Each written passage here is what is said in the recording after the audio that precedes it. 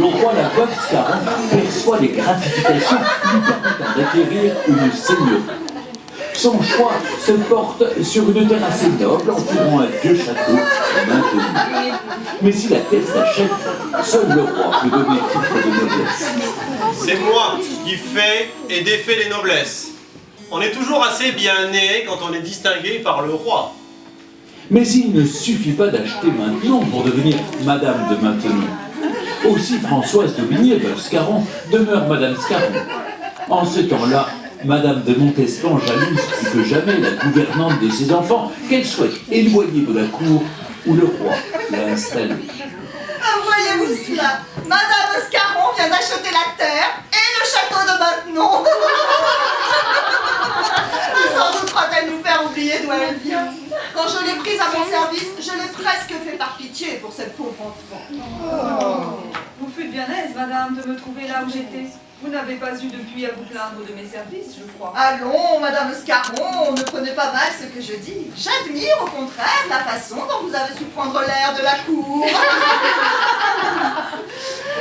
Il vous reste cependant de votre vie d'avant je ne sais quoi de... Commun. De commun dans la mise. Savez-vous, mesdames, que Madame Scarron élevait des dattes étant petite? Quelle ascension en venant du lit de ce pauvre Scarron! Quelle apparence avait-il dans sa célèbre chaise? On dit qu'il n'en sortait que la tête, sa bosse et ses mains, comme un gros insecte. Oh, je loue votre courage, ma chère, d'avoir ainsi vécu avec cette grosse bête. L'orgueil se mesure à la profondeur du mépris, madame. Scarron était malade. Je ne sais si les infirmes sont plus à plaindre ou à railler. Cela dépend sans doute de l'âme de ceux qui les regardent. Qu'allez-vous faire de votre château, Madame Scarron? Comme par le passé, jouer les bergères? À moins que vous ne l'ayez acquis que pour vous établir plus solidement à la cour, où tout le monde sait qui vous êtes, Madame Scarron. On dit que Madame de Brézy, abandonnée par son amant, est allée voir un mage. Je crois que madame de Montespan n'a plus besoin de moi ce soir. Puis-je demander la permission à votre majesté de me retirer? Je vous sais un gré infini de toutes les choses que vous faites pour mon service. Madame de Maintenon. Prenez place.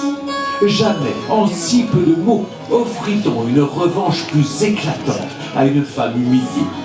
D'un mot, le roi avait supprimé un passé misérable. D'un mot, il avait désavoué les méchancetés de sa maîtresse. D'un mot, il avait récompensé par une élévation éclatante la discrétion dont Françoise d'Aubigné avait fait preuve sous l'insulte.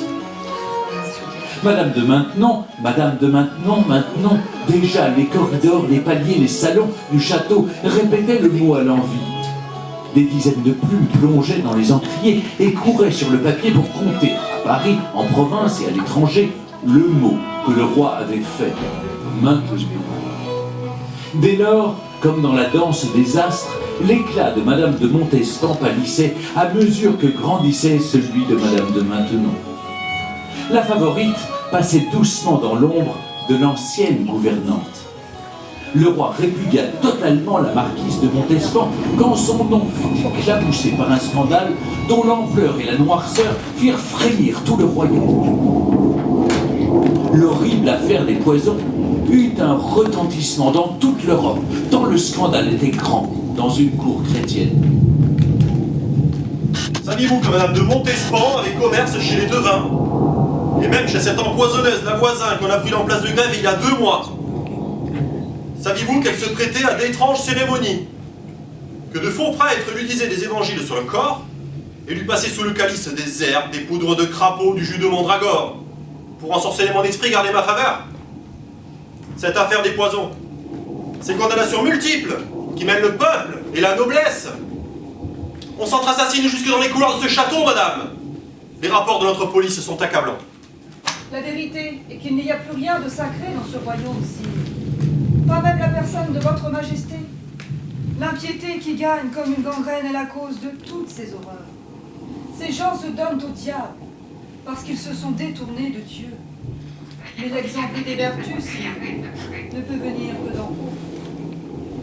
On ne m'a jamais mieux dit, madame, que j'avais donné le mauvais exemple à mes peuples. Mais il n'est que trop vrai. Je suis plus qu'épouvanté de voir jusqu'où cela va.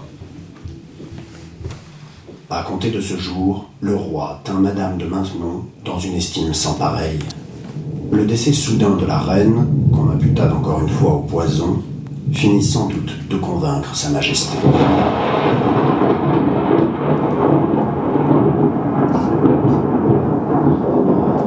On vient de vous parler de cette affaire des poisons. Venez et entrez dans l'antre